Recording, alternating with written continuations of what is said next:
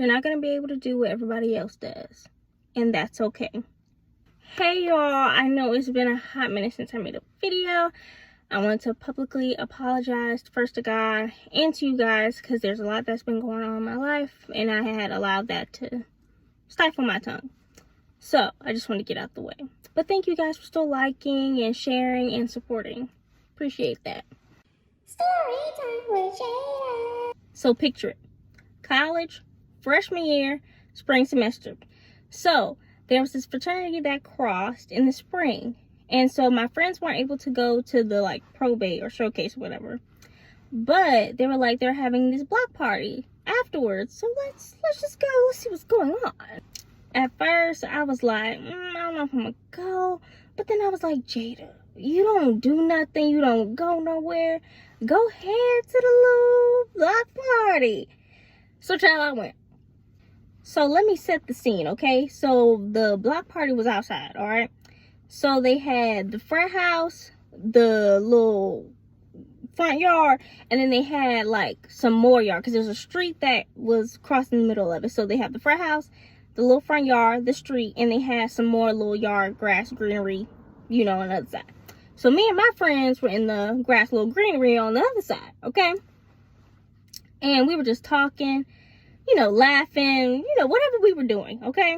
And so then one of my friends, it was me and two of my other friends. One of my friends sees her other friends, okay? So she's like, hey, I see my other friends. I want to go over to the front yard. And we're like, girl, yeah, let's go. Let's see. Mistake number one. So we get to the front yard, okay? We just talking. And I instantly hear God say, you need to leave. And in my mind, I'm like, oh, I just got here. And so God said, you need to go. You need to leave. And so I'm debating God at this point. Mistake number two, okay? God, I just got here. I can't leave. And God says, you need to leave. You need to leave. And so it's to the point where I am in tears.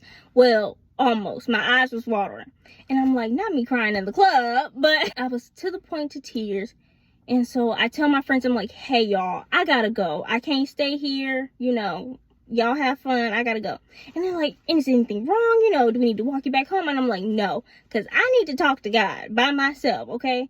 So on my way back to the dorm, I'm like, okay, God. Because that's how I talk to God. I'm like, okay, God, tell me what's going on. What's the tick? I say, God, why every time I'm trying to have fun, every time, I'm trying to relax a little bit, I can't do it or I feel uncomfortable, And he says, Jayda, it's because you can't do what everybody else do.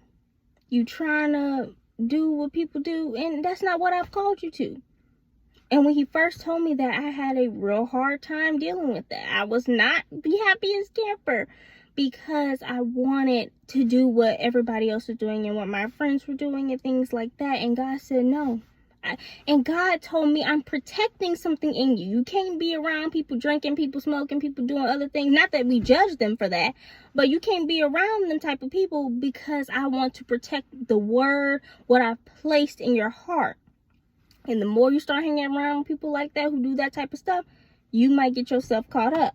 And what God is showing me is that you can't sow what everybody else is sowing and expecting my blessing and my approval upon it. I'm not talking about monetarily sowing. I'm talking about what you do, what you say. Those are seeds as well. It's okay to be different. It's okay to stand out. It's okay to do what's countercultural. We're called to do what's countercultural, actually. And it's okay. You're going to be alone sometimes. You're going to feel lonely. But remember that you are doing what God has called you to do. And you are going to be reaping spiritual rewards. You see what I'm saying? Let me make it clear that you can still have fun in God. The things that you may have thought were cringy and corny is going to be the things that bring you the most joy.